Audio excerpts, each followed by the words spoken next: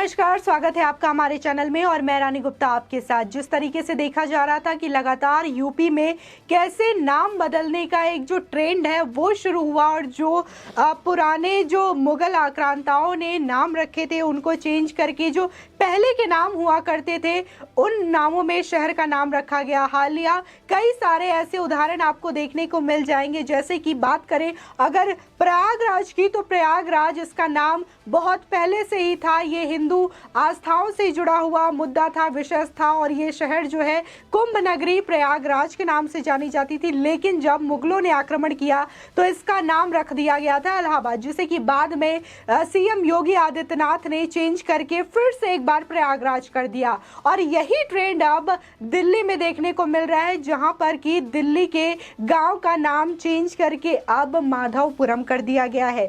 आपको बता दें कि दिल्ली के प्रदेश अध्यक्ष ने ये कहा है कि ऐसे ही तकरीबन 40 गांवों के नाम भी चेंज किए जाएंगे जो कि मुगल आक्रांताओं ने रखे थे। उनके नाम अब चेंज करके जो वर्तमान नाम है मुगलों के नाम पर उन्हें चेंज करके या तो जो पहले के नाम थे उस पर रखा जाएगा, या तो जो हमारे देश के स्वतंत्रता सेनानी हुआ करते थे या फिर क्रांतिकारी हुए हैं उनके नाम पर उन गांवों का नाम रखा जाएगा। क्योंकि ये हमारे लिए गौरव का बात होगा। जहां देश अमृत महोत्सव मना रहा है तो वही मुगल आक्रांताओं के द्वारा जो नाम रखे गए थे अगर हम उनको चेंज करके क्रांतिकारियों का नाम रखते हैं तो वाकई में ये गौरव की बात होगी। आपको बता दें जिस तरीके से नाम बदलने का ये जो ट्रेंड है वो दिल्ली में देखा जा रहा है और दिल्ली के 40 गांवों का नाम चेंज किया जाएगा। तो अब जैसे यूपी में लगातार बुलडोजर की जो कार्रवाई हो रही है भू माफियाओं के खिलाफ और अवैध अतिक्रमण के खिलाफ, तो अब ऐसी ही कार्रवाई लगातार देश के कई राज्यों में देखने को मिल रहा है। जहां पर मध्य प्रदेश में भी यह कार्रवाई देखने को मिली, उसी के साथ ही साथ बिहार में देखने को मिली और अब दिल्ली में भी देखने को मिल रही है। जहां जहांगीरपुरी हिंसा में जो लोग पाए गए थे जो संलिप्त थे इस हिंसा में, उनके अवैध निर्माण पर बुलडोजर चलाया जा रहा है। इसी के साथ ही साथ जो रोहिंग्या मुस्लिम्स हुआ करते थे उनके अवैध निर्माणों पर भी बुलडोजर चलाए जा रहे हैं। और कहीं ना कहीं ये जो बातें हैं, ये जो बुलडोजर कार्रवाई है वो आपके कार्यकर्ताओं को रास नहीं आ रही है। एमसीडी ऑफिस के बाहर लगातार जो आपके कार्यकर्ता हैं वो इस पर प्रदर्शन कर रहे हैं और उनका ये मांग है कि, और जो कहा गया है कि जहांगीरपुरी के अलावा कई ऐसे स्थान हैं जैसे कि शाहीन बाग, ओखला, उसी के अलावा 10 ऐसे नाम शामिल हैं जहां पर बुलडोजर की कार्रवाई होगी। तो उसके खिलाफ आपके कार्यकर्ता एमसीडी के खिलाफ प्रदर्शन कर रहे हैं और ये कह रहे हैं कि बुलडोजर की कार्रवाई ना करें। तो कहीं ना कहीं ये कहना गलत नहीं होगा कि कैसे आपके जो कार्यकर्ता हैं, आपके नेता हैं, वो कैसे रोहिंग्या मुसलमानों को बसाने का काम कर रहे हैं। फ्री बिजली, फ्री पानी दे रहे हैं, सारी सुविधाएं उनको दे रहे हैं। इसके बावजूद जब उनका नाम इस तरीके से उजागर होता है कि वो हिंसा में लिप्त पाए गए हैं तो उनके खिलाफ तो आवाज नहीं उठती। लेकिन जब इनके खिलाफ कार्रवाई होती है, चाहे फिर वो बुलडोजर की कार्रवाई हो या फिर पुलिस द्वारा लिया गया कोई एक्शन हो, तो ये तमाम जो नेता हैं वो बोलना शुरू कर देते हैं और इस तरीके के प्रदर्शन वो लगातार करते हुए नजर आते हैं। आपको बता दें कि भाजपा के दिल्ली के 40 गांवों के नामों को बदलने का प्लान बनाया है और आज इसकी शुरुआत भी हो गई है। दिल्ली भाजपा अध्यक्ष आदेश गुप्ता ने बोर्ड लगाकर यह घोषणा की है कि मोहम्मदपुर नाम अब माधवपुरम के नाम से जाना जाएगा। आपको बता दें कि आदेश गुप्ता ने ट्वीट कर कहा कि माधवपुरम गांव के नामकरण का प्रस्ताव निगम में पास होने के बाद आज गांव के नामकरण की प्रक्रिया को पूरा कर लिया गया है। आपको बता दें कि कुछ तस्वीरें शेयर करते हुए दिल्ली बीजेपी अध्यक्ष ने कहा कि आजादी के 75 साल बाद की गुलामी का कोई भी प्रतीक चिन्ह हमारा हिस्सा हो, ये कोई भी दिल्लीवासी नहीं चाहता है। वहीं आदेश गुप्ता ने यह भी कहा कि क्रांतिकारियों के नाम पर गांव का नाम रखा जाएगा। साथ ही उन्होंने ये कहा कि 40 गांवों के लोगों ने उन्हें यह प्रस्ताव दिया था कि गांव के नाम को बदल दिया जाए, जिस पर दिल्ली सरकार को ये चीजें बताई जाएंगी। अगर वो इस पर कुछ नहीं करते तो गांव-गांव जाकर इस पर कार्रवाई की जाएगी और गांवों के नाम को स्वतंत्रता सेनानी और क्रांतिकारियों के नाम पर रखा जाएगा। आपको बता दें बीजेपी की 40 गांवों के लिस्ट में हुमायूंपुर, यूसुफ सराय, मसूदपुर, जमरूदपुर, बेगमपुर और सैदुल अजाब, फतेहपुर बेरी, हौज खास और शेख सराय जैसे कुछ नाम शामिल हैं।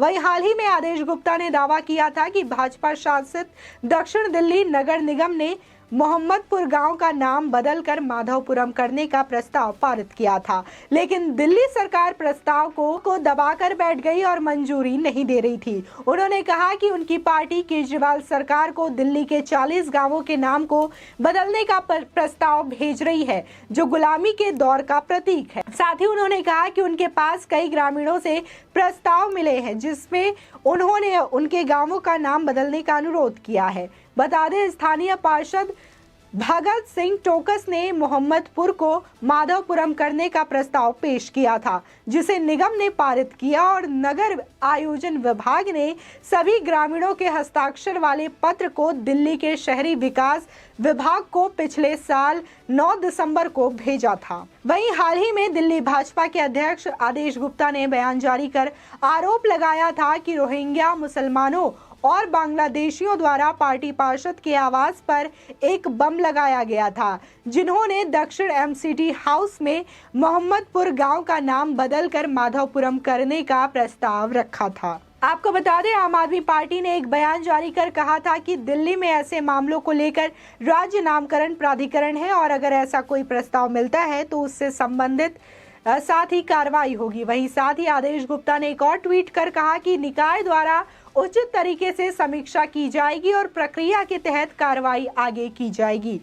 और वहीं आज डीएमसी द्वारा आयोजित मार्ग के नामकरण समारोह में सम्मिलित हो मार्ग का नामकरण मुनि भागमल मार्ग किया गया। इस अवसर पर जैन मंदिर इंद्रपुरी में जैन संत मुनियों का वंदन कर आशीर्वाद प्राप्त किया गया।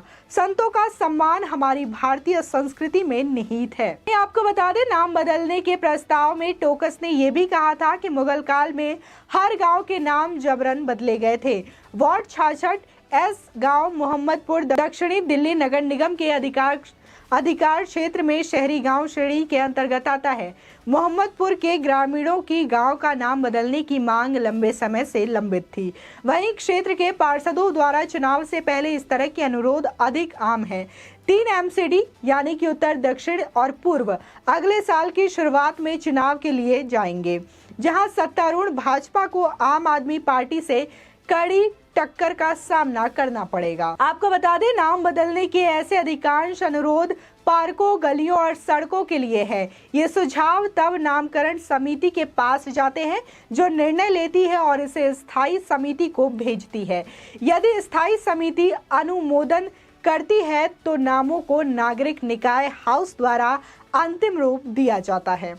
वहीं जिस तरीके से देखा जा रहा है कि तमाम जो लोग हैं, जिस तरीके से जहांगीरपुरी के बाद शाहीन बाग, ओखला समेत तमाम 12 ऐसे जगह हैं जहां को चिन्हित किया गया है एमसीडी के द्वारा बुलडोजर चलाने की कार्रवाई को लेकर के, जहां पे तमाम तरीके की अतिक्रमण किए गए हैं रोहिंग्याओं के द्वारा, बांग्लादेशी मुस्लिमों के द्वारा, तो वहां पर बुलडोजर की कार्रवाई एमसीडी ने करने के लिए आदेश जारी किया है। लेकिन अब इसके खिलाफ जो आम आदमी के कार्यकर्ता हैं और पार्टी के नेता हैं, इन्होंने विरोध जताना शुरू कर दिया है और लगातार ये प्रदर्शन कर रहे हैं कि यहाँ पे बुलडोजर ना चलाया जाए। इससे साफ साफ ये कहना गलत नहीं होगा कि किस तरीके से आम आदमी पार्टी जो है लगातार बांग्लादेशी मुसलमानों और उसी के साथ ही साथ रोहिंग्या मुसलमानों को सपोर्ट करती हुई दिखाई देती है।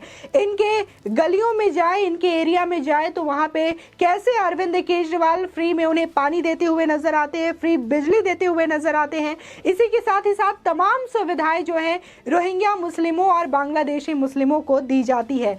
और अगर हम दिल्ली के दूसरी जगहों पर देखे जाएं तो वहां पे बिजली की दरें जो हैं वो बढ़ा करके दी जाती है। उसी के साथ ही साथ वहां पर पानी की भी उचित व्यवस्था लोगों को नहीं मिल पाती। कई दिनों तक वहां पर पानी नहीं आता और आता भी है तो पानी जो है बहुत ही गंदा आता है। जिस तरीके से दिल्ली के सीएम अरविंद केजरीवाल का रवैया रहा है रोहिंग्या मुसलमानों को लेकर के, तो कहीं ना कहीं ये देश के लिए बड़ा खतरा साबित हो सकता है, क्योंकि ये रोहिंग्या मुसलमान जो हैं देश की स्थिति को, देश के माहौल को खराब करने की लगातार कोशिश करते हुए दिखाई दे रहे हैं। आम आदमी पार्टी का रवैया साफ तौर से देखा गया कि कैसे 2020 के दिल्ली दंगों पर उन्हीं के पार्षद ताहिर हुसैन का चेहरा सामने आता है। 2022 की बात करें तो कैसे अंसार, जो कि मास्टरमाइंड बताया जा रहा है जहांगीरपुरी हिंसा का, उसका चेहरा सामने आता है और उसका कनेक्शन जो है आम आदमी पार्टी से जुड़ा हुआ है, बांग्लादेश से जुड़ा हुआ है।